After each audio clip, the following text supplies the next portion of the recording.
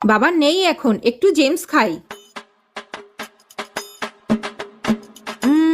না, এইভাবে ভালো লাগছে না, একটু আইসক্রিম দিয়ে খাই। ওয়াও, কি সুন্দর লাগছে। এই ফোন বাজছে তো। হ্যালো। হ্যাঁ, দেখছি ও ঘরে আছে নাকি। A few moments later. A ice cream যাই গিয়ে খাই।